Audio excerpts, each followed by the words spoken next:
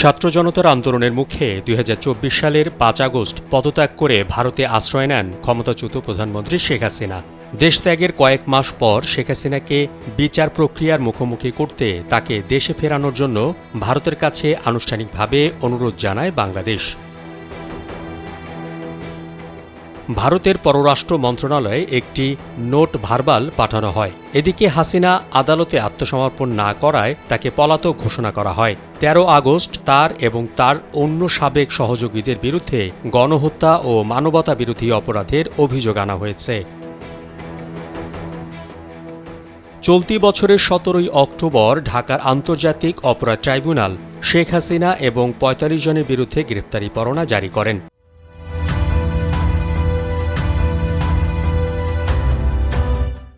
তাদের মধ্যে শেখ হাসিনার মন্ত্রিসভার সদস্য, উপদেষ্টা, সামরিক ও বেসামরিক কর্মকর্তারা আছেন। আন্তর্জাতিক অপরাধ আদালতে অভিযুক্ত ব্যক্তির অনুপস্থিতিতে শুনানির নজির রয়েছে।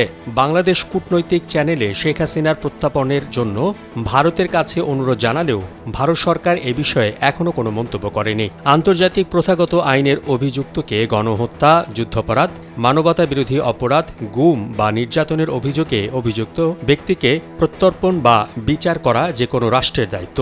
তবে শেখ হাসিনাকে বাংলাদেশে ফেরানোর বিষয়ে ভারত বাধ্য নয়। হাসিনার ওপর আনীত অপরাধের অভিযোগের কোনোটিতে কোনো সাহায্য, উৎসাহ, প্ররোচনা বা সহযোগিতা করেনি ভারত। বাংলাদেশে নির্যাতন এবং কারাগারে অবস্থার পূর্ববর্তী ইতিহাস এবং বর্তমান পরিস্থিতির ভিত্তিতে আদালত হাসিনাকে সুরক্ষা দেওয়ার যৌক্তিক অধিকার রাখে এবং ভারত সরকারও তাকে বাংলাদেশে প্রত্যর্পণ করা থেকে বিরত থাকার যৌক্তিকতা দেখাতে পারে। তবে ভারতের কাছে একটি বিকল্প রয়েছে। ভারত হাসিনাকে গৃহবন্দী রাখার অনুমতি দিতে পারে এবং তাকে বিচার প্রক্রিয়ায় অংশগ্রহণের জন্য ভিডিও কনফারেন্সের মাধ্যমে বাংলাদেশের আদালতে একজন আইনজীবীর উপস্থিতিতে যুক্ত করার সুযোগ দিতে পারে। এছাড়া ভারত বাংলাদেশকে আশ্বস্ত করতে পারে তদন্ত এবং প্রমাণ সংগ্রহে তারা পূর্ণ সহযোগিতা করবে। বাংলাদেশকে বুঝতে হবে হাসিনার বিচার গুরুত্বপূর্ণ, কিন্তু তাকে প্রতিশোধের শিকারে পরিণত করা উচিত হবে না।